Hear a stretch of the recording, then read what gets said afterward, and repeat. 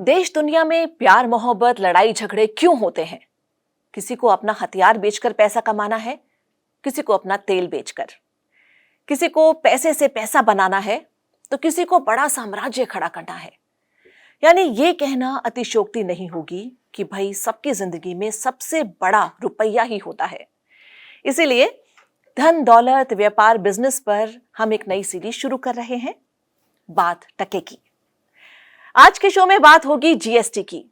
1 जुलाई को जीएसटी का 8वां जन्मदिन है। करीब 30 लोकल टैक्स और सेस को हटाकर एक अकेला टैक्स लाया गया था, जिसे जीएसटी नाम दिया गया। भारत में ईज ऑफ डूइंग बिजनेस की दिशा में यह सबसे बड़ा कदम था। 8 साल की रिपोर्ट कार्ड बताने के लिए आज हमारे साथ कुछ इंपॉर्टेंट गेस्ट मौजूद हैं। उपेंद्र गुप्ता IRS हैं, जिन्होंने जीएसटी का पॉलिसी और लेजिस्लेटिव फ्रेमवर्क बनाया था। इनको PM और प्रेसिडेंट अवार्ड भी मिल चुका है। शिखर पंत है, जो VP सर्विसेज GSTN है। दोनों हमारे गेस्ट IRS हैं। आलोक अग्रवाल जुड़ रहे हैं हमारे साथ, वो भी IRS हैं। 24 साल से इनडायरेक्ट टैक्स डोमेन का अनुभव लिए हुए हैं। साथ ही मौजूद है हमारे साथ संजीव अग्रवाल, CA हैं, इनडायरेक्ट टैक्स एक्सपर्ट हैं। 30 साल का इन्हें अनुभव है। शुरुआत हम करेंगे उपेंद्र जी से। उपेंद्र जी, 8 साल पहले 65 लाख टैक्स पेयर थे और अब करीब 1.5 करोड़ हैं। जीएसटी को बहुत पॉजिटिवली लिया है इंडिया के टैक्स पेयर्स ने, इंडिया के बिजनेस ओनर्स ने। आपने जिस सोच के तहत जीएसटी को एक अंजाम दिया था, क्या वो पूरा हुआ? जीएसटी करीब 10-12 साल की डिस्कशन के बाद स्टेट्स और सेंटर के बीच में एग्रीमेंट हुआ और जितना एग्रीमेंट हुआ उसके हिसाब से जीएसटी लॉ बना। जीएसटी लाने के पीछे जो सोच थी वो ये थी कि ईज़ ऑफ डूइंग बिजनेस होना चाहिए। इंडिया पॉलिटिकल यूनियन तो 1947 में ही बन गया था। इकोनॉमिक यूनियन होना चाहिए, बिजनेस का flow through out the country होना चाहिए, टैक्स पेयर बेस बढ़ना चाहिए, रेवेन्यू बढ़ना चाहिए। तो अगर हम उस पर्सपेक्स में देखें तो मेरा ये मानना है कि करीब 90-95% अचीवमेंट हुआ। कैसे अचीवमेंट हुआ? जैसे अभी आपने कहा कि टैक्स पेयर बेस 65 लाख से बढ़ के करीब 1 करोड़ 55 लाख के करीब है आज की डेट में। सो बहुत बड़ा जंप है, डबल से भी ज़्यादा है, बल्कि 2.5 गुना है। रेवेन्यू देखें तो 2 lakh crore per month consistently breach हो रहा है। कोविड के टाइम में भी काफ़ी रेवेन्यू रहा। और सबसे बड़ी बात कि जो एक एम था कि यूनिफॉर्मिटी होनी चाहिए in business processes, law, rules, framework, वो सब 8 साल पहले जो सोचा था उसमें और इम्प्रूवमेंट्स हुए हैं और कोई डिसएग्रीमेंट सेंटर और स्टेट के बीच में नहीं। तो ओवरऑल आई वुड से, जैसे मैंने पहले कहा कि 90-95% अचीव हुआ। और जीएसटी एक बहुत यंग लॉ है, 8 साल, 8वां जन्मदिन है 1 जुलाई को। सो अगर हम उसको ध्यान में रखें तो जीएसटी एक बहुत यंग लॉ है। सो जो लॉ है वो अभी वर्क इन प्रोग्रेस है और मैं ये समझता हूँ कि और 2-3 वर्ष में पूरा सेटल डाउन हो जाएगा। मेजर प्रॉब्लम्स जैसे कि उपेंद्र जी आपने कहा बहुत नहीं आई हैं, लेकिन छोटी मोटी प्रॉब्लम्स तो रही हैं, जो कि टीदिंग प्रॉब्लम्स भी जिन्हें कहा जा सकता है, क्योंकि 8 इयर्स ही हुए हैं। उनको भी डिस्कस करेंगे, लेकिन शिखर को यहाँ पर लाते हैं। शिखर, जैसे कि यूजर्स बढ़ते हैं, समस्याएं बढ़ती हैं, क्योंकि नेटवर्क भी आपको उसकी बैंडविड्थ बढ़ानी पड़ती है। GSTN के लिए कितना बड़ा चैलेंज था ये यूजर बेस बढ़ना? मैम, काफ़ी बड़ा चैलेंज था। जैसा कि उपेंद्र सर ने बोला, हमारे टैक्स पेयर्स आज लगभग 1.55 करोड़ के आसपास पहुंच चुके हैं। इन टैक्स पेयर्स ने लगभग 160 करोड़ रिटर्न्स अभी तक फाइल कर दिए हैं, जिसमें लगभग 2430 crore BNB transaction, B2B transaction जो हैं वो रिपोर्ट हो चुके हैं। तो ये बहुत स्टैगरिंग नंबर्स हैं, जो कि जब जीएसटी कंसेप्शुलाइज हुआ था तो शायद हमने सोचा नहीं था कि इतनी जल्दी हम इतने बड़े नंबर्स को अचीव कर पाएंगे। अच्छी चीज़ मैम ये है कि जो जीएसटी का आर्किटेक्चर है वो स्केलेबल आर्किटेक्चर है। जैसे आज हम बात करते हैं इंडिया स्टैक की, तो जीएसटीएन भी is a part of the India stack in the sense कि this is essentially digital public infrastructure जो हमारे पास है आज। ये एक ओपन ट्रांसपेरेंट तरीका है टैक्स पेयर्स और टैक्स ऑफिसर्स के बीच में फैसिलिटेशन, सीमलेस इंटरेक्शन का। और हमारी जो स्केलिंग है, जो आर्किटेक्चर है हमारा, वो हमें अलाउ करता है कि हम इसे इंक्रीज कर सकते हैं इन क्विक टाइम, जिससे हम इतने बड़े कस्टमर बेस को सर्व कर पा रहे हैं। नॉट जस्ट दैट मैम, पिछले कुछ सालों में हमने जैसे ई इनवॉइस आया तो 600 करोड़ ई वे बिल इश्यूज हो चुके हैं अभी तक, तो ये भी जीएसटीएन के आर्किटेक्चर ने सर्व किया है। कई बार मैम इन सब इतने बड़े लार्ज स्केल डिप्लॉयमेंट्स में छोटे मोटे इश्यूज आते हैं, बट जो टोटल नंबर ऑफ टिकट्स हमने आज तक हैंडल किए हैं, अगर आप वो देखेंगे तो इनका percentage compare to the transactions हमने सक्सेसफुली सर्व किए हैं, उनके मुकाबले बहुत कम है। तो इस सेंस में ये एक अच्छा डिप्लॉयमेंट है जो कि जीएसटीएन ने दिया। जो ग्लिचेस की आप बात कर रहे हैं, उन ग्लिचेस को भी हम आगे डिस्कस करेंगे, लेकिन अब हम चलते हैं आलोक जी के पास।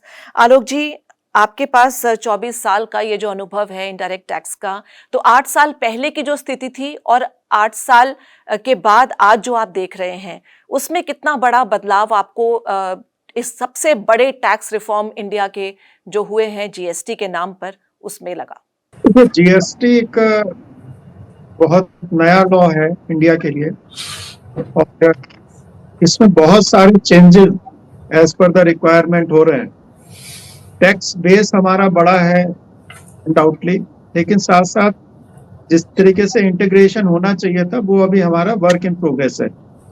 बहुत सारी चीजें हैं, जैसे टैक्स के स्लैब्स हमारे हैं भी ज्यादा हैं और लोगों को क्लासिफिकेशन डिस्प्यूट्स आते हैं, तो इन सब चीजों को देखते हुए, लेकिन अगर हम देखा जाए कि 8 साल के हिसाब से, क्योंकि आप देखिए कस्टम्स लॉ है लगभग 150 साल पुराना है और इनकम टैक्स लॉ उससे भी और पहले का है, तो ये जो 8 साल का पीरियड होता है किसी टैक्स लॉ के लिए बहुत कम होता है। और जैसे फ्रॉस्ट ने कहा है कि miles to go before we sleep, तो अभी इसमें बहुत टाइम लगने वाली बात है। लेकिन एक अच्छी चीज ये है कि हमारी जो काउंसिल है, जीएसटी काउंसिल, वो एड्रेस कर रही है जो भी हमारे इश्यूज आ रहे हैं और उनको डे टू डे बेसिस पे वो एड्रेस करते हैं। इससे थोड़ा सा ट्रेड को अनसर्टेनिटी तो होती है, लेकिन लॉन्ग रन में वो बड़ा बेनिफिट देने वाला है कि कोई भी इशू जो आया उसको हम लोगों ने टैकल कर लिया। तो मुझे ये लग रहा है कि ये धीरे धीरे हम जो अचीव करना चाह रहे थे वो अचीव कर पाएंगे, लेकिन अभी टीथिंग प्रॉब्लम्स हैं जी। और टीथिंग प्रॉब्लम्स क्या क्या हैं वो हमें बताएंगे संजीव जी। संजीव, आपके जो क्लाइंट्स हैं वो क्या सोच रखते हैं जीएसटी के बारे में, खासकर जब कोई प्रॉब्लम आती है? क्योंकि जब सब कुछ ठीक चल रहा है तब तो सब कुछ ठीक है, ऐसा तो होना ही चाहिए था, और इंडिया एक ग्रोइंग कंट्री है, टॉप 5 में आ रही है इकोनॉमी, तो उस सब के चलते तो होना चाहिए इस तरह के लॉस। जब प्रॉब्लम्स आती हैं तब सब कुछ खराब लगने लग जाता है। Yes, I agree with you. दो इम्पॉर्टेंट बातें हैं। उपेंद्र जी ने बोला कि GST still work in progress है। यस, 100% ये वर्क इन प्रोग्रेस है, बिकॉज 8 साल कम है।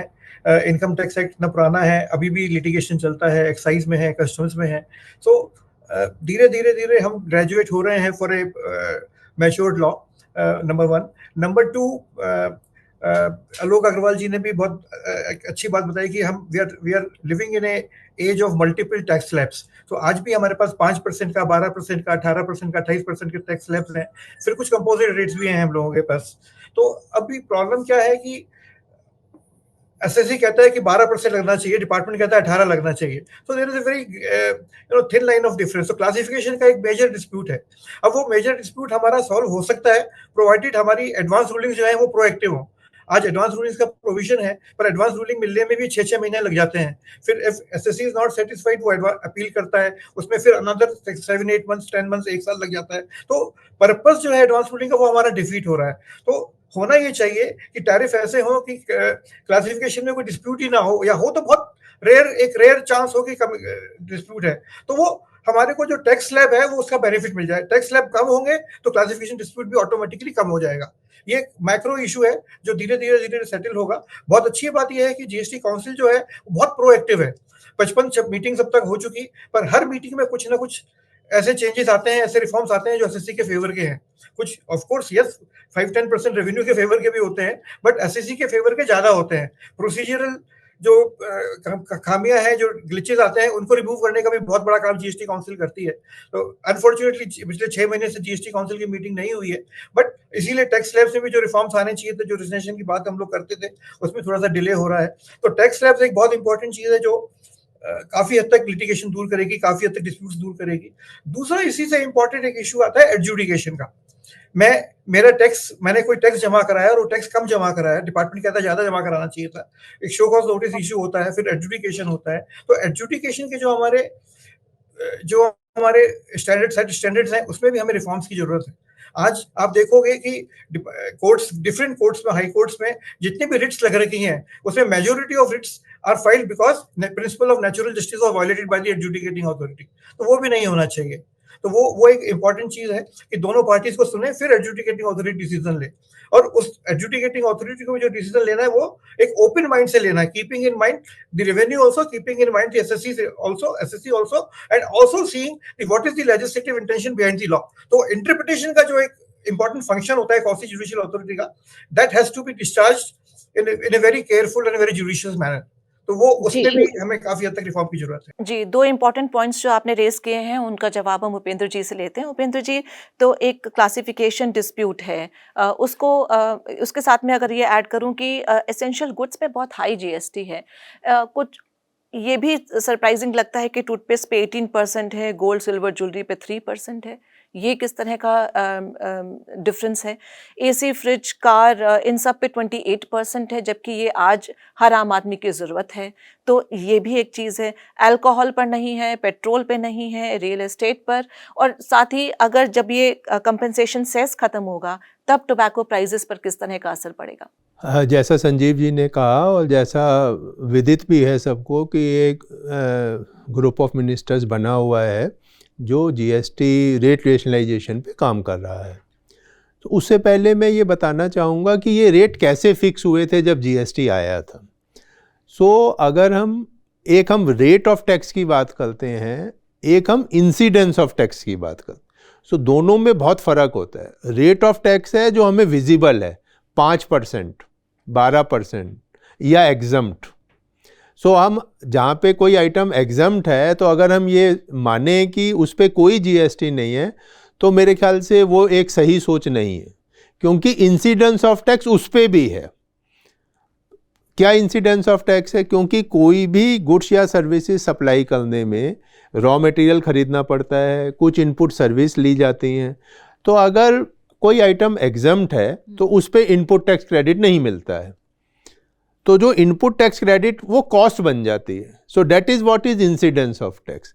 जो रेट फिक्स हुए थे जब जीएसटी आया था, तो उस टाइम ये ध्यान रखा गया कि हर आइटम का, चाहे वो गुड्स या सर्विसेज, उस पर क्या इंसिडेंस ऑफ टैक्स था जो बिफोर एडवेंट ऑफ जीएसटी। कोशिश ये की गई कि इन्फ्लेशन ना बढ़े, इसलिए रेट ऑफ टैक्स रखा गया इंसिडेंस ऑफ टैक्स के बराबर।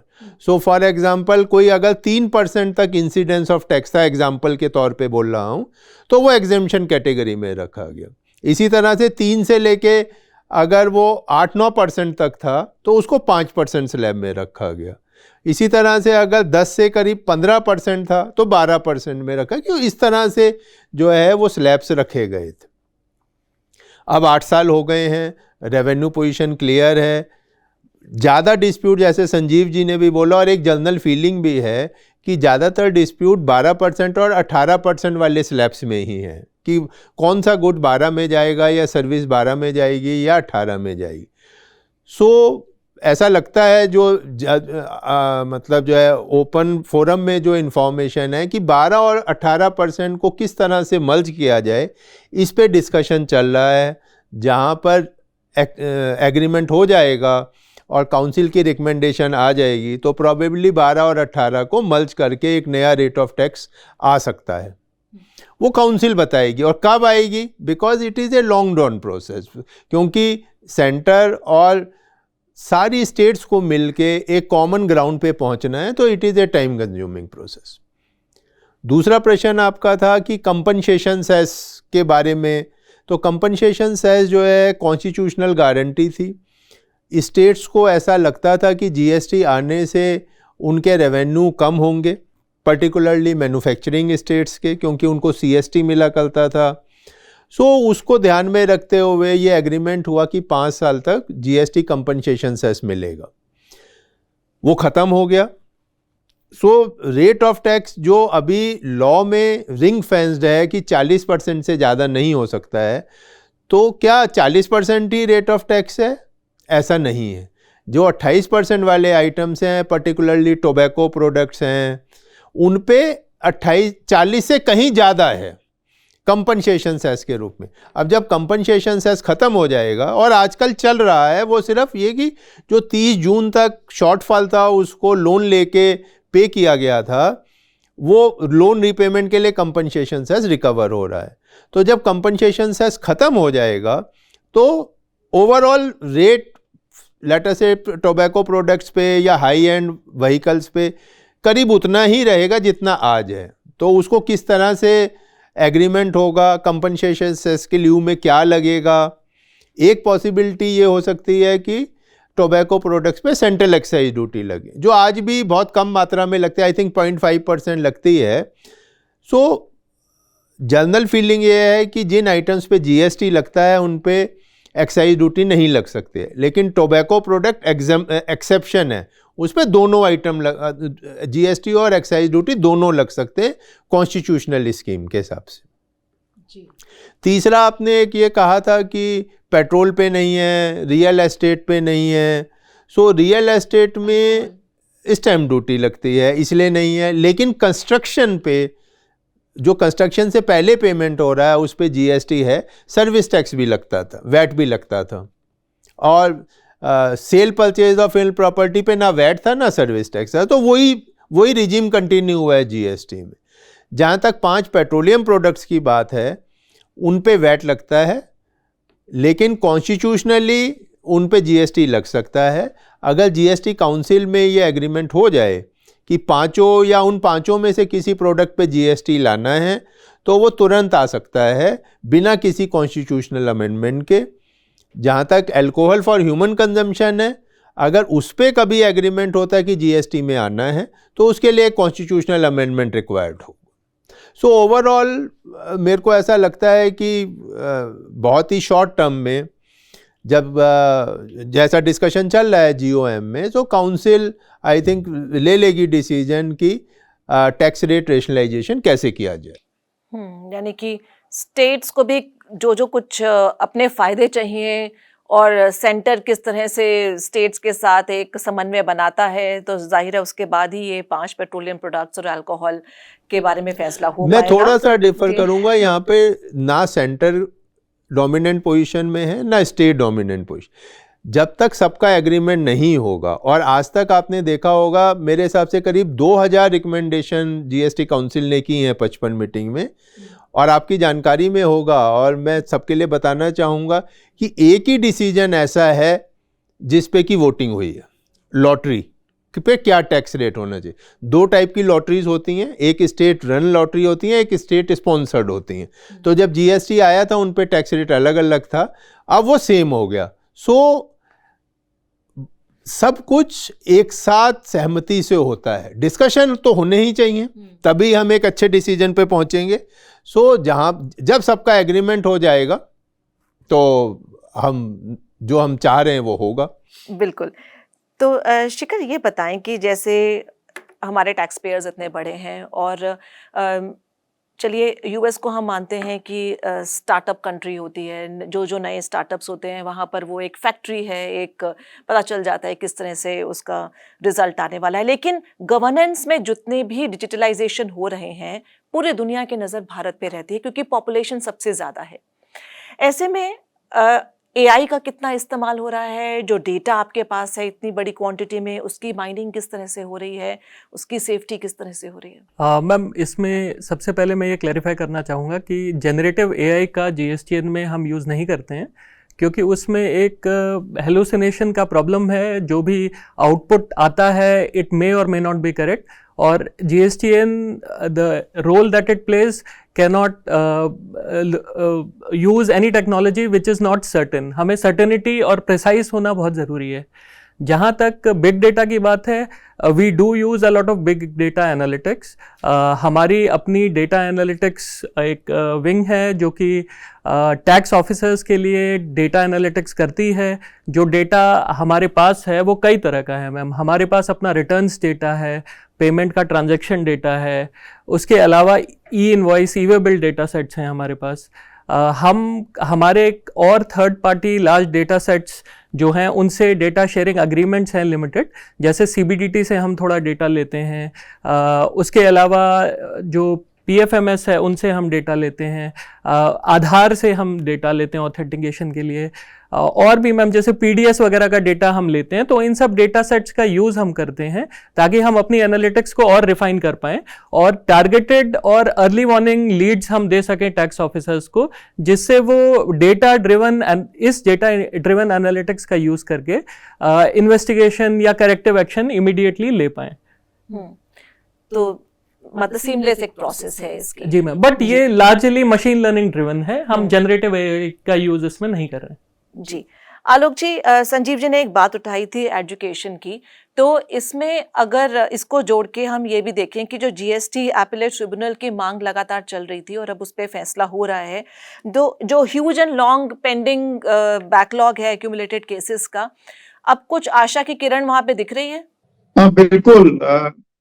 जो मेंबर्स वगैरह हैं उसमें थोड़ा लिटिगेशन था कि एडमिनिस्ट्रेटिव मेंबर्स ज्यादा हो, टेक्निकल मेंबर या जुडिशियल मेंबर, तो वो लिटिगेशन अब खत्म हो गया है। एक कोई और छोटा लिटिगेशन चल रहा है, लेकिन अब हम लोगों को लग रहा है कि ट्रिब्यूनल्स हैं, they will see the light of the day. अब लेकिन इसमें सबसे बड़ा जो मुद्दा इस समय आ रहा है वो ये है कि इसका जो फॉर्मेशन है, बहुत ज्यादा पेंडेंसी हो रही है, बैकलॉग बहुत ज्यादा हो रहा है, और अब 5 साल के बाद थोड़ा सा एक्सटेंशन दिया था कोविड के कारण, तो बहुत सारे शो कॉजेज इशू हो रहे हैं। कुछ हमारा जो शुरुआत हुई थी तो उसमें हम लोगों ने कोई भी वेरिफिकेशन नहीं किया था, तो उस वेरिफिकेशन ना करने के कारण इनपुट टैक्स क्रेडिट के बहुत इश्यूज आए हुए हैं, और उन इश्यूज को अब वो लिटिगेशन में आ रहे हैं। उसमें अभी कोई गाइडलाइंस नहीं आ रही है। एक्चुअली सर्कुलर ट्रेडिंग में बहुत ज्यादा मॉनिटरी इन्वॉल्वमेंट के केसेस बन रहे हैं, they are in thousands of the crore. तो वेदर उतनी रिकवरी होगी कि नहीं होगी वो बात की बात है, लेकिन अभी केसेस बहुत बड़े बड़े केसेस बन रहे हैं। तो हम लोग एक्सपेक्ट कर रहे हैं कि ये ट्रिब्यूनल आ जाए, और फिर हम जब तक ट्रिब्यूनल नहीं आता है तब तक गाइडलाइंस क्या उस पर रूलिंग नहीं आती है। जो रूलिंग नहीं आती है तो उसके कारण फील्ड फॉर्मेशंस भी उन पर डिसीजंस नहीं ले पाते हैं।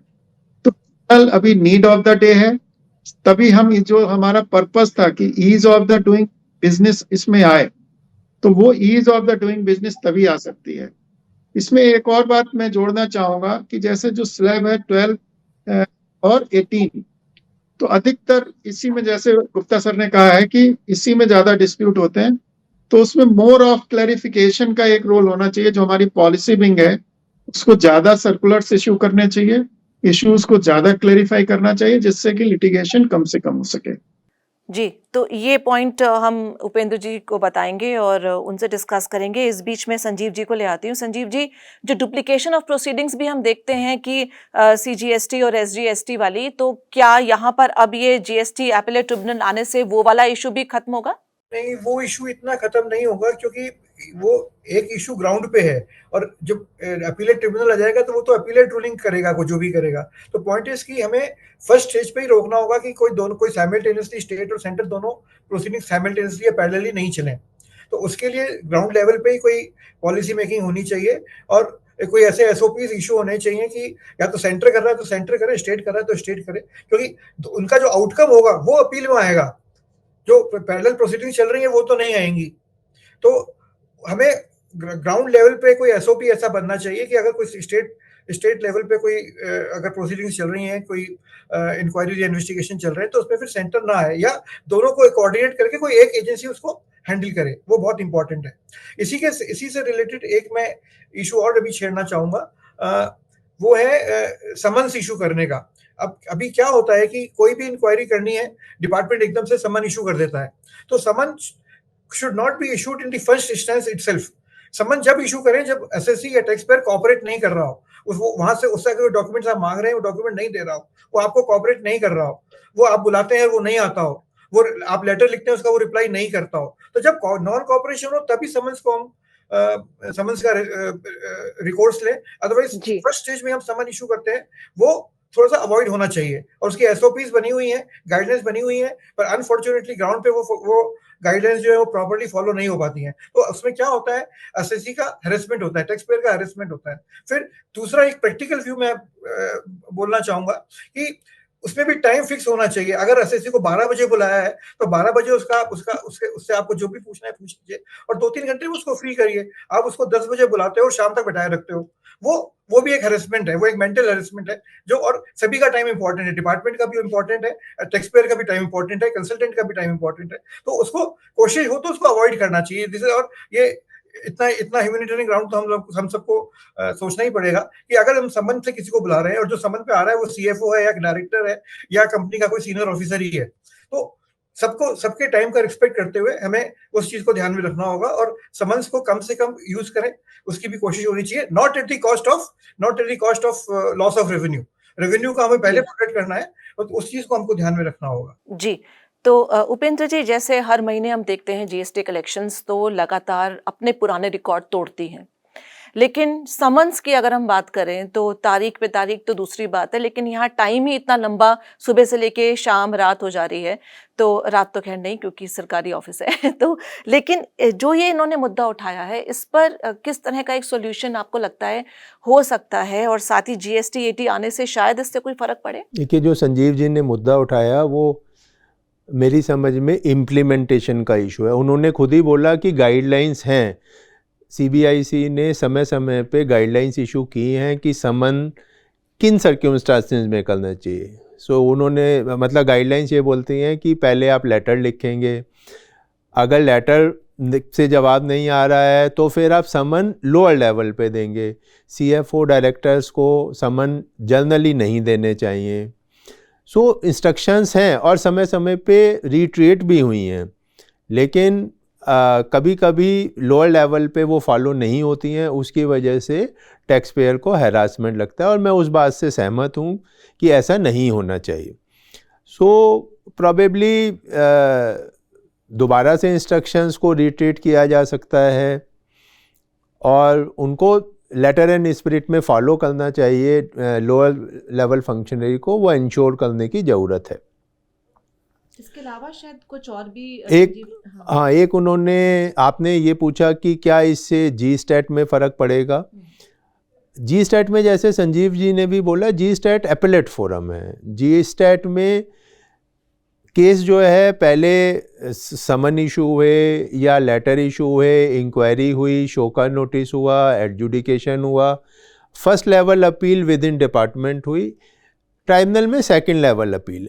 सो जी स्टैट बनने से फ़र्क नहीं पड़ेगा, लेकिन हाँ ये है कि जी स्टैट बनने से इतना फ़र्क ज़रूर पड़ेगा क्योंकि अभी बहुत कम केसेस में लोग जो हैं हाई कोर्ट जा पाते हैं, क्योंकि हाई कोर्ट जाना एक अपने आप में बहुत बड़ा टीडीएस प्रोसेस है, बहुत ज़्यादा खर्चा इन्वॉल्व होता है। सो ट्रेड जो है बहुत ईगरली वेट कर रहा है कि जीएसटी अपीलेट ट्रिब्यूनल बने। सो कुछ जो कोर इश्यूज़ हैं उन पर एक जी स्टैट का एक व्यू क्लियर हो तो वो बाइंडिंग सॉर्ट में डिसीजंस को फॉलो करेंगे, फील्ड फॉर्मेशंस सेंटर के भी और स्टेट के भी, जो आज लैकिंग है। सो जी स्टैट बनने का उतना फ़ायदा ज़रूर होगा कि एक पिक्चर क्लियर होने लगेगी कि कौन सी सिचुएशन में क्या चीज़ सही है ट्राइब्यूनल में, क्योंकि अल्टीमेटली ट्राइब्यूनल में जाएगा तो जब ट्राइब्यूनल ने अपनी एक ब्रॉड मतलब डिसीजन देने शुरू किए तो उससे ये क्लैरिटी आएगी कि अगर आप करेंगे तो ट्राइब्यूनल में जाके उस बारे में क्या होगा। जी, और हाई कोर्ट खुद ही मान रही है अब कि दबाव बढ़ता जा रहा है, इतने सारे प्रेशर बढ़ रहा है केस। और हाई कोर्ट का तो एक रिट जुरिडिक्शन है, रिट जुरिडिक्शन में जब तक फंडामेंटल राइट्स का वायलेशन ना हो तो वो एंटरटेन भी नहीं करते हैं। एक सबसे इम्पोर्टेंट इशू जीएसटी में ये रहा है आईटीसी का, कि आईटीसी को लेकर और साथ ही फेक फर्म्स को लेकर कई सवाल उठे। आपसे पूछूंगी मैं शिखर कि रजिस्ट्रेशन जो प्रोसेस होती है, क्या वहाँ पर कोई एक ऑप्शन है पता करने का कि ये फेक फर्म तो नहीं है? जैसे कि मैं कुछ एग्जांपल्स देती हूँ आपको। अप्रैल में 25,000 फेक फर्म्स पकड़ी गई, 62,000 करोड़ का फ्रॉड आईटीसी सामने आया। सप्लायर का रजिस्ट्रेशन कैंसिल हो जाता है रेट्रोस्पेक्ट इफेक्ट से, तो फिर मैन्युफैक्चरर जो ऑलरेडी पे कर चुका है जीएसटी सप्लायर को, तो फिर वहाँ पे डिनाइल हो जाता है उसको। फिर फेक आईटीसी नेचुरल है, मेजर चैलेंज है, लेकिन जेन्युइन केसेस अलग हों और फेक केसेस को आप पता कर पाएं, कोई ऐसा सिस्टम है आपके जीएसटीएन में? मैम इस पे काफ़ी काम हुआ है। पहले तो मैम मैं रजिस्ट्रेशन से शुरू करना चाहूँगा, जैसा आपने पूछा। रजिस्ट्रेशन में मैम जैसा मैंने डिस्कस किया था, हम जो बिग डेटा एनालिटिक्स करते हैं उससे हम एक रजिस्ट्रेशन रिस्क स्कोर कैलकुलेट करते हैं। तो जितना भी एक्टिविटी उस पैन नंबर से एसोसिएटेड किसी भी टैक्स पेयर ने which is a distinct tax payer under section 25 उसने की है, उसकी हिस्ट्री को देख के और बाकी और जो हमारे पास थर्ड पार्टी डेटा सेट्स हैं जैसे इनकम टैक्स वगैरह, उसमें बिहेवियर को देख के हम एक रिस्क स्कोर हर टैक्स पेयर को ARN जनरेशन के टाइम असाइन करते हैं और उसके बेसिस पे रजिस्ट्रेशन प्रोसेस ट्वीक हो जाता है। कहीं पे बहुत जल्दी रजिस्ट्रेशन अलॉट हो जाता है, कहीं पे बायोमेट्रिक ऑथेंटिकेशन की ज़रूरत पड़ती है, कहीं पे प्रीमाइस विजिट भी होता है, डिपेंडिंग ऑन की रिस्क स्कोर कितना है।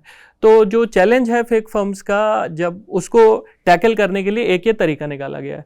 उसके अलावा कुछ टाइम पहले हमने ये मैंडेट किया है कि रजिस्ट्रेशन के टाइम आपको अपने प्रिंसिपल प्लेस ऑफ बिजनेस के जियो कोऑर्डिनेट्स टैग करने पड़ेंगे, जिससे प्रीमाइस विजिट के टाइम जो उस एड्रेस को वेरीफाई करने में दिक्कत ना हो। ये भी इसी सिद्धांत से किया गया है कि वेरिफिकेशन जल्दी हो जाए और हम fake firms versus real firms में डिस्टिंक्शन आसानी से कर सकें। इसके अलावा मैम जो फेक आईटीसी का इशू है, उसके लिए एक फेक ड्राइव की जाती है जो पिछले 2 साल में की गई है, फेक ड्राइव 1.0 और 2.0। तो इसमें क्या होता है कि GSTN based on the feedback which we get from states, हम एक डेटा एनालिटिक्स करके एक large base of suspected tax payer create करके सेंटर और स्टेट्स के साथ वो डिटेल शेयर करते हैं। इस पे targeted action within a limited set of time across India एक साथ होता है, जिसमें सारे स्टेट्स और सेंटर की टीम्स एक ड्राइव के थ्रू इस एक्शन को कंप्लीट करती हैं और इस दोनों फेक ड्राइव में जो अभी तक हुई हैं बहुत सक्सेसफुल रही हैं। बहुत अच्छा इसमें कलेक्शन भी हुआ है, रिकवरी भी हुई है और बहुत सारी फेक फर्म्स को आइडेंटिफाई करके बंद किया गया है। इस फेक ड्राइव से जो डेटा सेट क्रिएट हुआ है उसका यूज़ करके हमने अपने रिस्क स्कोर्स को और रिफाइन किया है, जिससे हमें और सहायता मिलती है फेक फर्म्स की एक्सेस में रिस्ट्रिक्शन लगाने में, जो सस्पेक्टेड फेक फर्म्स हैं और जो एक्चुअल टैक्स पेयर्स हैं उनको, ताकि कोई दिक्कत ना हो। पर मैम ये एक आइटरेटिव एक्सरसाइज है, जैसे जैसे और फेक ड्राइव्स होंगी हमारा डेटा सेट बड़ा होगा, ज़्यादा रिफाइन होगा, तो वो करने में हमारे machine learning algorithms better predictions कर पाएंगे। तो with time you will see कि इस चीज़ पे बेटर फोकस रहेगा। ये एक प्रायोरिटी फैक्ट है गवर्नमेंट का। इसके अलावा जो हमारा एनालिटिक्स पोर्टल है जीएसटीएन का, जिसे बीफा कहते हैं, उसमें करीब 67 डिफरेंट यूज़ केसेस हैं जिसका यूज़ करके tax payers across the country in सब फेक फर्म्स पे टारगेटेड एक्शन ले सकते हैं बेस्ड ऑन द लीड्स जो उसमें जनरेट हो रही हैं। ये एनालिटिक्स पोर्टल भी बहुत it's very well received across the states and even in the centre. और आई मस्ट से कि मतलब इट इज़ कटिंग एज। हम मशीन लर्निंग के latest algorithms, latest means use करते हैं at our disposal to generate these Leeds.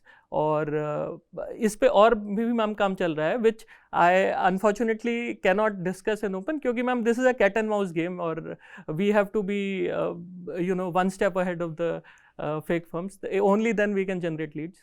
जी, of course work in progress है, जैसा कि लगातार बोला जा रहा है। आलोक जी, यहाँ पर आप कुछ ऐड करना चाहेंगे, क्योंकि आईटीसी रिफंड को लेकर काफ़ी एक लोगों में नाराज़गी है। कंपनी की डेवलपमेंट रुक जाती है, कैश फ्लो का इशू आ जाता है।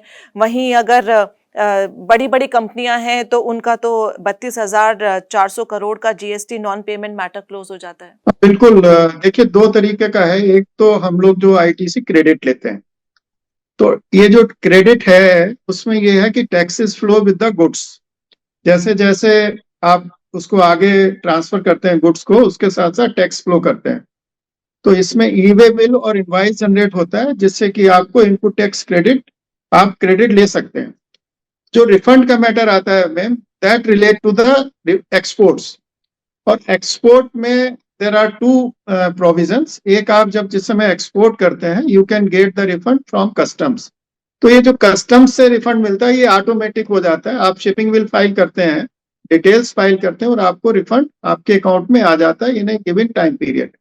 लेकिन जो रिफंड आप रेंज से लेते हैं, जब आप जीएसटी से लेते हैं, जीएसटी ऑफिसर से लेते हैं, तो वहां बहुत प्रॉब्लम्स आती हैं मैम।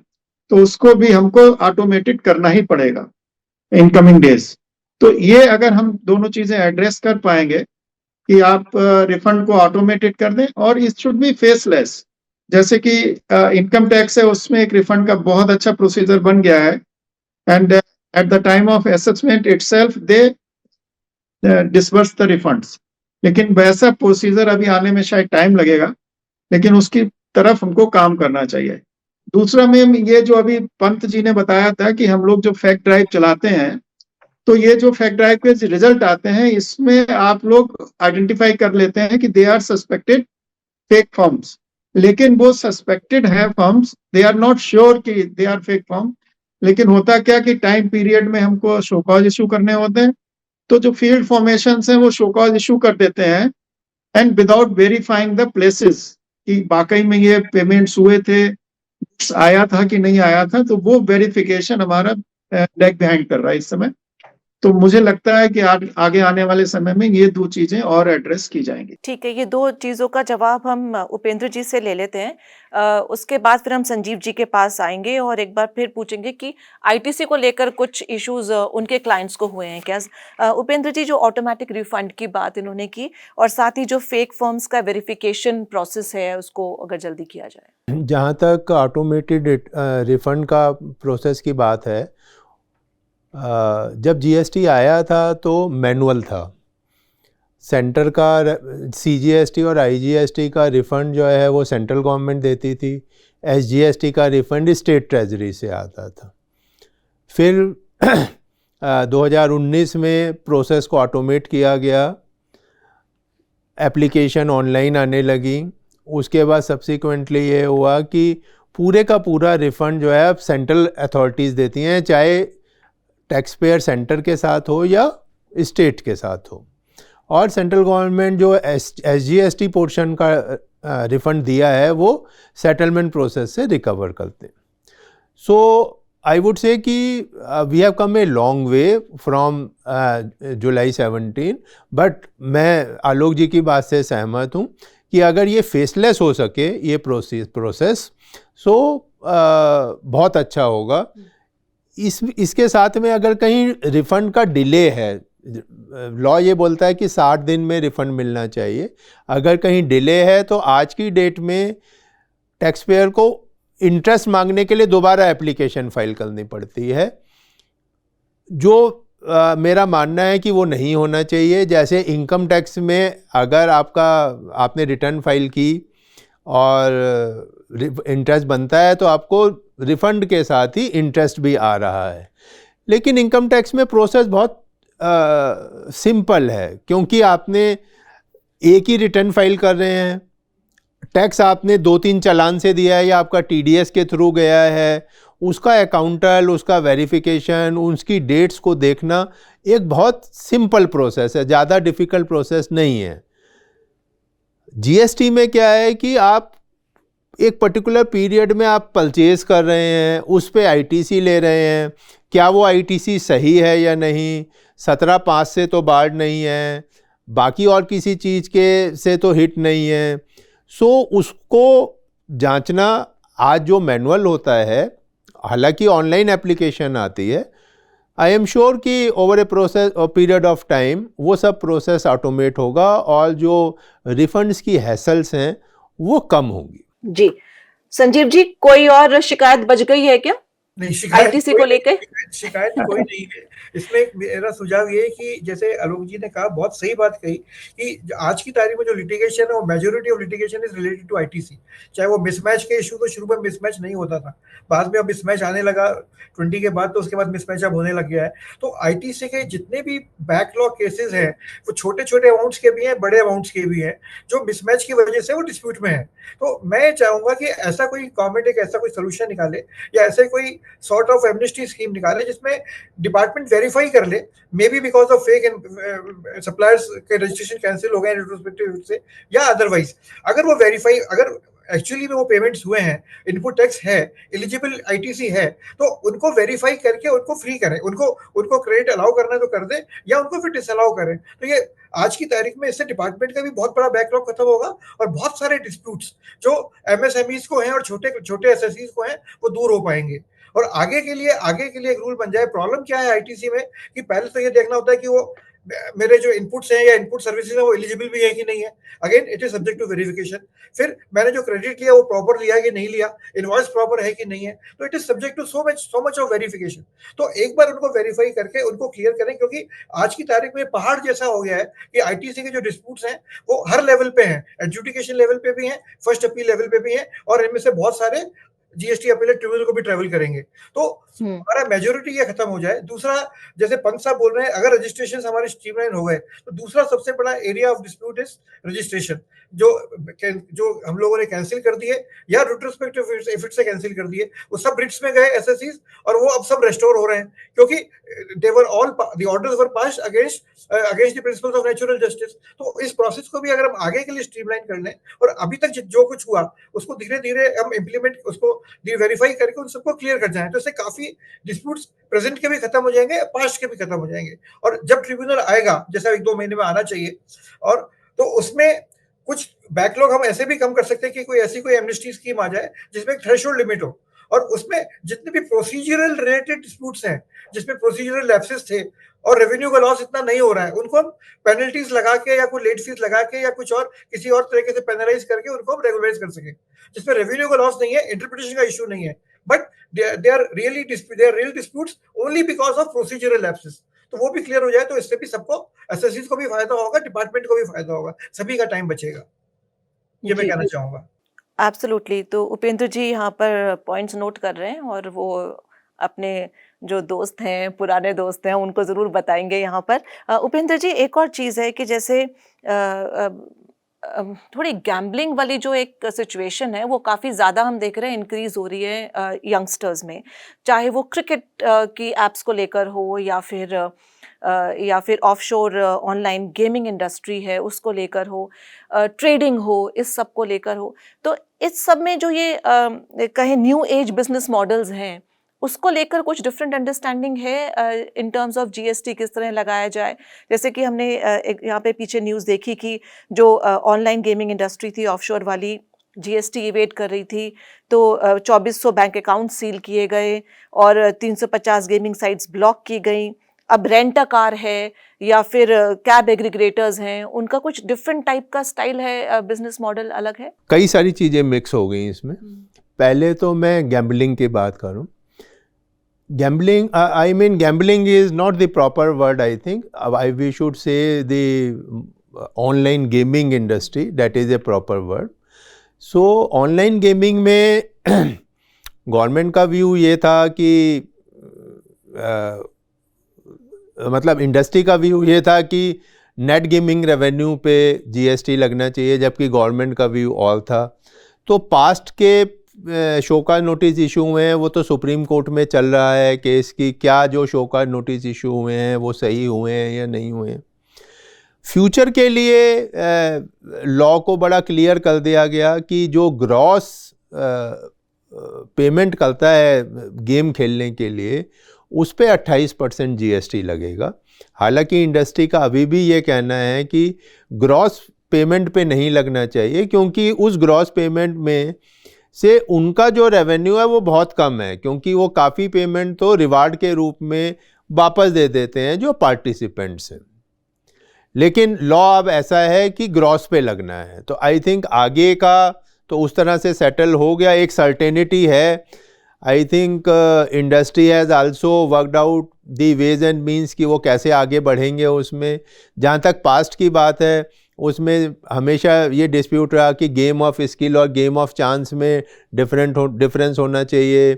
दोनों जो है वेजर एग्रीमेंट नहीं है, सुप्रीम कोर्ट का कुछ जूरिस्प्रूडेंस है। सो उस पर कुछ कहना अभी ठीक नहीं होगा, क्योंकि मैटर सब जुडिस है। before the Honorable Apex Court, or we should all wait for that decision for the past. दूसरा मुद्दा आपका था कि rent a car. So rent a car में जैसा आपको पता है कि डिफरेंट बिजनेस मॉडल्स हैं. एक तो ये है कि हम कार हायर करते हैं पर किलोमीटर बेसिस पे, पर डे बेसिस पे, और हम उसको देते हैं. दूसरा बिजनेस मॉडल है जो ओला उबर टाइप कंपनीज करती हैं, वो प्लेटफॉर्म देती हैं और उन प्लेटफॉर्म पे के थ्रू हम ऑनलाइन ऐप से कार बुक करते हैं, basically for local use, generally maximum intercity use. So उस सिचुएशन में तो ऑलरेडी जीएसटी आने से पहले सर्विस टैक्स लॉ में उनके लिए एक स्पेशल प्रोविज़न किया गया था कि जनरली सर्विस टैक्स जो है वो सर्विस प्रोवाइडर देता है, जो कि इस केस में ओला उबर नहीं है, टैक्सी ड्राइवर है, या कुछ केसेस में सर्विस रिवर्स चार्ज में दिया जाता है. सर्विस टैक्स में भी ऐसा ही था, जीएसटी में भी ऐसा ही है. तो रिसिपिएंट कौन है? पैसेंजर. वो बहुत लार्ज नंबर्स में हैं, इसलिए ओला उबर टाइप कंपनीज को सेक्शन 9(5) इंट्रोड्यूस करके जीएसटी में ये कहा गया कि वो पूरे पे जीएसटी देंगे, पूरे राइड चार्जेस पे. हालांकि उनका रेवेन्यू, उनका कमीशन है, और सर्विस प्रोवाइडर जो कि टैक्सी ड्राइवर है उसका फेयर माइनस जो कमीशन उसने पे किया उसका है. सो वो ठीक चल रहा है मेरे ख्याल से मॉडल. इसी तरह का मॉडल एक्सटेंड किया गया ओला ओयो रूम्स के रूप में, स्विगी जोमेटो वाले उसमें, जहाँ पर कि ऑनलाइन प्लेटफॉर्म से ये सब हो रहा है. अब शायद मैंने 1-2 दिन पहले ही अखबार में पढ़ा कि ओला उबर अपना बिजनेस मॉडल चेंज कर रहे हैं. वो कमीशन की बजाय पर डे कुछ कमीशन, पर डे चार्जेस लेंगे ड्राइवर से. सो आई थिंक वो सिर्फ रेवेन्यू शेयरिंग में चेंज हो रहा है between the platform owner and the actual service provider, but मेरे हिसाब से उसमें जीएसटी में कोई फ़र्क नहीं आना चाहिए. तो आखिर में मैं एक सवाल सबसे पूछूंगी कि भाई भारत की इकोनॉमी पर इस बड़े टैक्स रिफॉर्म का कितना असर आप देखते हैं, लेकिन उससे पहले शिखर, एक सवाल कंप्लायंस का बनता है कि कितनी इजी हुई है and how can it be made more easier. Ma'am देखिए, जहाँ तक कंप्लायंस की बात है, कुछ मेजर्स तो विद इन द लेजिस्लेशन ही हैं, पॉलिसी में ही हैं. जैसे जो छोटे टैक्स पेयर हैं उन्हें पहले तो थ्रेशोल्ड है, उससे नीचे आप जीएसटी में है ही नहीं. उस थ्रेशोल्ड के ऊपर आपको कॉम्पोजिशन स्कीम की फैसिलिटी अवेलेबल है, जहाँ पे छोटे टैक्स पेयर्स के लिए बहुत सिंप्लीफाइड रिटर्न है, उनसे कोई डिटेल नहीं लिया जाता है. The tax filing is very easy. उसके बाद जो थोड़े बड़े टैक्स पेयर्स हैं उनके लिए जो मतलब जो QRMP स्कीम है वो अवेलेबल है, जिसमें थोड़ा उन पे कंप्लायंस बर्डन कम हो जाता है. और जहाँ तक कि लार्ज टैक्स पेयर्स हैं जिनकी कंप्लायंस बर्डन ज़्यादा है, जिन पे ई-इनवॉइस का मैंडेशन है B2B ट्रांजैक्शन के लिए, तो उतना वो हम ये जैसा कि आप देखेंगे ग्रेजुएटेड कंप्लायंस बर्डन जो है गवर्नमेंट ने इन्फोर्स किया है. इवन जब ई-इनवॉइस आया था तो वो भी फेज़ वाइज आया था, तो उसका थ्रेशोल्ड भी 200 करोड़ से घट के अभी 5 करोड़ तक लाया गया है. वो इसीलिए लाया गया है ताकि जो कंप्लायंस बर्डन है वो बहुत ज़्यादा ना आए. तो ये तो एक लेजिस्लेटिव एस्पेक्ट है. इसके अलावा मैम जो GSTN का अपना टेक्नोलॉजी आर्किटेक्चर है उसमें हम रेगुलरली चेंजेस और अपग्रेडेशन करते रहते हैं. हमारा काफ़ी हॉरिजॉन्टली स्केलेबल आर्किटेक्चर है, ओपन आर्किटेक्चर है, जिससे हम कई सारे रिटर्न्स की फाइलिंग प्रोसेस को सिंप्लीफाई कर रहे हैं. कई रिटर्न में हमने सिंगल क्लिक निल फाइलिंग का ऑप्शन दिया है. अगर आपको निल फाइल करना है तो आप सिंगल क्लिक पे कर सकते हैं. इसके अलावा हमने प्लेटफॉर्म्स बढ़ाए हैं मैम. आप ऑनलाइन फाइलिंग कर सकते हैं, मोबाइल ऐप के थ्रू फाइलिंग कर सकते हैं. हमारा API गेटवे है जिसके थ्रू जो GSPs हैं, GSP सुविधा प्रोवाइडर्स, उनके थ्रू फाइलिंग आप कर सकते हैं. अपना जो एंटरप्राइज ASP है उसको कनेक्ट करके. तो अलग अलग लेवल्स ऑफ टैक्स पेयर्स के लिए अलग अलग लेवल ऑफ फाइलिंग है. आप अगर कुछ मतलब जिसको मैनुअली करना है वो एक्सेल यूटिलिटी के थ्रू फाइल कर सकता है, ऑफलाइन यूटिलिटी के थ्रू। तो बहुत तरीके हमने टैक्स पेयर्स को भी दिए हैं ताकि उन पे जो कंप्लायंस की प्रॉब्लम्स हैं उन्हें रिजॉल्व कर पाए।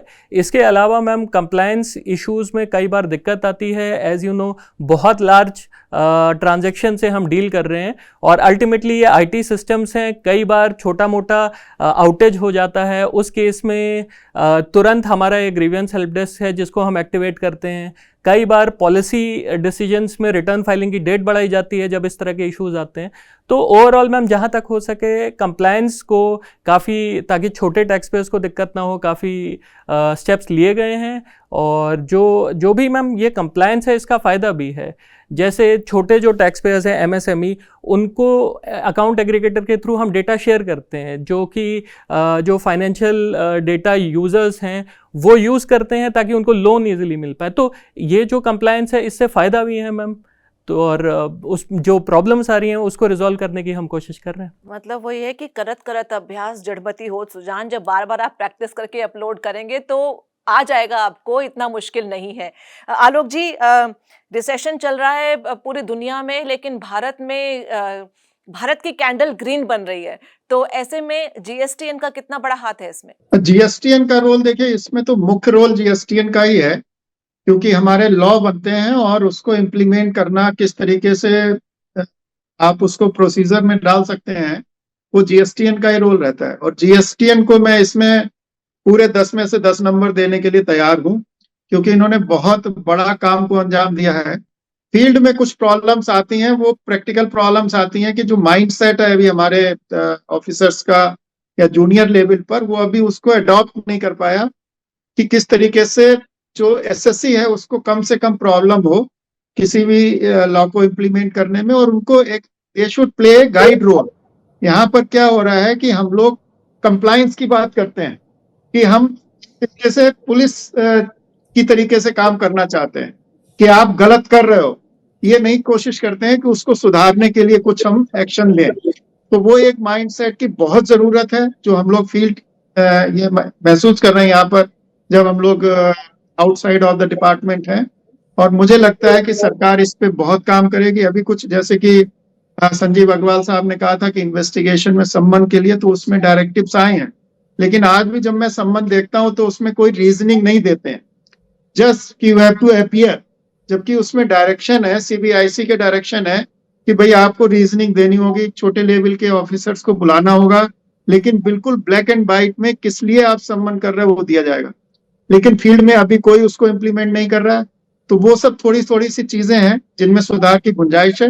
लेकिन GST one nation one tax के पर्पज में पूरी तरीके से सक्सेस हुई है, और मैं सरकार को बहुत साधुवाद देना चाहूंगा इस बारे में। जी Sanjeev ji, as a CA आप कुछ बोलना चाहेंगे जीएसटी के बारे में? कुछ इम्प्रूवमेंट्स तो आपने बता दिए कि क्या क्या होने चाहिए। आलोक जी ने मेरे मुंह से बात छीन ली।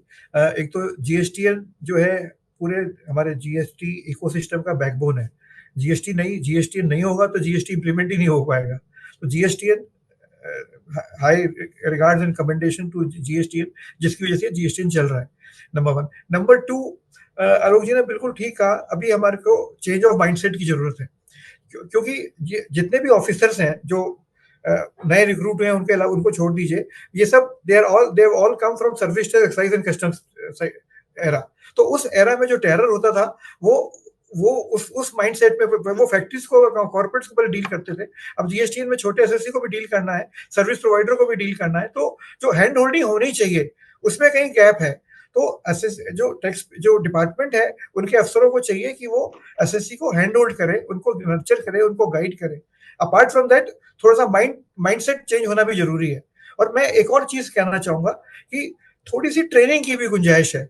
डिपार्टमेंट में जो ऑफिसर्स हैं उनको टाइम टू टाइम ट्रेनिंग भी जरूरी चाहिए कि जीएसटी लॉ में क्या क्या चेंजेस हो रहे हैं, प्रोसीजर्स में क्या क्या चेंजेस हो रहे हैं, और कैसे कैसे हमको इंटरप्रिटेशन करना है। फॉर एग्जाम्पल एक छोटा सा मैं एग्जाम्पल दूंगा। सपोजिंग कहीं ऑडिट होती है और बेस्ड ऑन ऑडिट एक शो कॉज नोटिस इशू होता है और फिर उसका एडजुडिकेशन होता है। तो जो एडजुडिकेटिंग ऑफिसर है वो कहता है कि मैं तो जो ऑडिट रिपोर्ट में आया मैं तो वही फाइनल करूंगा, आप ऊपर एक लड़ते रहना।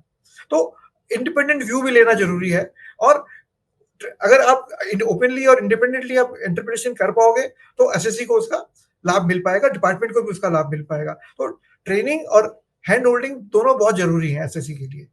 जी। फ्यूचर और बहुत ब्राइट है, एसएससी कंप्लायंस करना चाहता है, बट उसको कंप्लायंस करने में जो डिपार्टमेंट का डर है वो नहीं होना चाहिए। Like on the lighter side में कहूंगा कि अगर आज एक एसएससी है, उसको इनकम टैक्स ऑफिसर से भी डील करना पड़ता है, जीएसटी ऑफिसर से भी डील करना पड़ता है। इनकम टैक्स ऑफिसर से उसको डर नहीं लगता है, जीएसटी ऑफिसर से उसको डर लगता है। तो वो डर एक जो है परसेप्शन है, उसको खत्म करना है। उसके लिए हमें अपना माइंडसेट बदलना बहुत जरूरी है। बिल्कुल, इतनी मेहनत करके बिजनेस करते हैं तो फिर डर की तो कोई बात ही नहीं है, अगर सब कुछ ईमानदारी से किया है। उपेंद्र जी, लास्ट वर्ड आपका कि क्या जीएसटी, अगर आप पीछे देखें तो वाज इट द बेस्ट, और any impact on direct tax revenue? देखिए, वर्ल्ड ओवर जीएसटी में सारी गुड्स और सर्विसेज हैं। हमारे यहाँ पर इशू था कि किस टाइप का जीएसटी होना चाहिए। आइडियली यूनिटरी जीएसटी होना चाहिए थे, जिसमें सिर्फ एक ही टैक्स लगता, और जैसे एक्साइज ड्यूटी जो है डिवोल्यूशन के थ्रू स्टेट्स को जाती थी, सर्विस टैक्स या इनकम टैक्स आज भी जाता है, इनकम टैक्स का रेवेन्यू, सो आइडियली वो होना चाहिए था। लेकिन जब हम आज़ाद हुए 1947 में, 1950 में कॉन्स्टिट्यूशन बना, तो टैक्सेशन पावर्स डिवाइडेड थी बिटवीन सेंटर एंड स्टेट्स। सो कुछ पोर्शन सेंटर के पास था, कुछ पोर्शन स्टेट्स के पास था। तो जब जीएसटी की बात शुरू हुई 2010 में कि जीएसटी आना है, तब ये सब डिस्कशन के बाद 7, 8, 10 साल लगे एग्रीमेंट के लिए, और हम डुअल जीएसटी पे आए। तो एक ही ट्रांजैक्शन पे सेंटर और स्टेट दोनों का टैक्स लग रहा है। दोनों के लॉ हैं, हालांकि कॉमन है, तो लेकिन अलग अलग एडमिनिस्टर होने चाहिए थे। लेकिन काउंसिल ने क्या कहा, एडमिनिस्ट्रेटिव असाइनमेंट का एक नया कल्चर आया कि टैक्स पेयर्स को एडमिनिस्ट्रेटिवली असाइन किया गया सेंटर और स्टेट के बीच में, और डुअल लेवी होते हुए भी टैक्स पेयर को ये कोशिश की गई कि एक सिंगल इंटरफेस मिले। वो सिंगल इंटरफेस रिफंड्स में है, रजिस्ट्रेशन में है, ऑडिट में है, एनफोर्समेंट में नहीं है। उसको सिंगल इंटरफेस इंश्योर करना था, जैसे शुरू में बात की थी संजीव जी ने, कि इन्वेस्टिगेशन एक ही अथॉरिटी करे, ये नहीं कि सेंटर कर रहा है, स्टेट भी उसी पीरियड का उसी इशू पे करे एंड वाइस वर्सा। उस पे आई एम श्योर कि इंस्ट्रक्शंस तो हैं, लेकिन धीरे धीरे वो इनग्रेन होंगी और जो है वो भी अचीव हो जाएगा। मैं एग्री करता हूँ संजीव जी से कि माइंडसेट, आलोक जी से भी, कि माइंडसेट में ज़रूर चेंज चाहिए, हुआ है लेकिन और चेंज चाहिए। कैपेसिटी बिल्डिंग, ट्रेनिंग बहुत हुई। जब जीएसटी आया था तब 60-70 हज़ार ऑफिसर्स की ट्रेनिंग हुई थी, मास्टर ट्रेनर्स थे और वो हुआ था। आज भी इन सर्विस ट्रेनिंग होती है, ज्वाइनिंग पे ट्रेनिंग होती है। पहले आई थिंक सीबीआईसी में एंट्री लेवल पे इंस्पेक्टर्स की ट्रेनिंग पे इतना जोर नहीं था जो आजकल है। उनको जो है इंडक्शन ट्रेनिंग दी जाती है, तभी वो फील्ड में आते हैं। इसी तरह से स्टेट्स में भी ट्रेनिंग प्रोग्राम्स चलते हैं, उनकी फ्रीक्वेंसी बढ़ाई जानी चाहिए, और वो इसलिए बढ़ानी चाहिए कि बहुत सारे चेंजेस रूल्स में, लॉ में बाय वे ऑफ सर्कुलर आते हैं। सो उनको सबको अपडेट रहें। वो टैक्स पेयर के लिए भी ज़रूरी है, टैक्स ऑफिसर के लिए भी ज़रूरी है, और मैं कहूँगा उससे भी ज़्यादा ज़रूरी जो है, जो कंसल्टेंट्स हैं जो टैक्स पेयर्स को असिस्ट करते हैं, और काफ़ी टैक्स कंसल्टेंट तो टैक्स ऑफिसर्स को भी असिस्ट करते हैं, क्योंकि कहीं भी जब ऑफिसर अटकता है तो टैक्स कंसल्टेंट से पूछते हैं कि भाई ये इसमें क्या है। टैक्स कंसल्टेंट ही जाके जब हेयरिंग वगैरह में बताते हैं तब काफ़ी लोगों को पता चलता है। तो उस पर काम चल रहा है। एडजुडिकेशन वर्कशॉप्स होती हैं एडजुडिकेशन सही तरीके से करने के लिए, लेकिन उनकी फ्रीक्वेंसी बढ़नी चाहिए और उनको ज़्यादा सिंसियरली बढ़ना चाहिए। आपने पूछा क्या ये जीएसटी बेस्ट था? सो मेरे को पुरानी कहावत याद आती है कि best is enemy of good. So we started with good, aspiring to reach to best. That is how I will put it. बहुत बहुत शुक्रिया आप सभी का इस प्रोग्राम में आने के लिए, अपना कीमती समय देने के लिए। उपेंद्र जी आपका बहुत बहुत शुक्रिया। शिखर, आप टाइम निकाल कर आए हैं, बहुत बहुत शुक्रिया। आलोक जी, मुझे लगता है कि आपकी जो कविता की लाइन मैं यहाँ पढ़ दूं, वो पत्थरों की धड़कन, लहरों की थिरकन, मुझे लगता है जीएसटी की सब कुछ यहाँ पे हमने निकाल ली है, राइट? और संजीव जी, बहुत बहुत शुक्रिया आपका जुड़ने के लिए। हमारे इस प्रोग्राम बात टके की में फिलहाल इतना ही। दोबारा हाजिर होंगे नए एपिसोड में आपके सरोकार की कोई नई खबर लेकर, बिजनेस की खबर लेकर। बहुत बहुत शुक्रिया देखने के लिए। नमस्कार।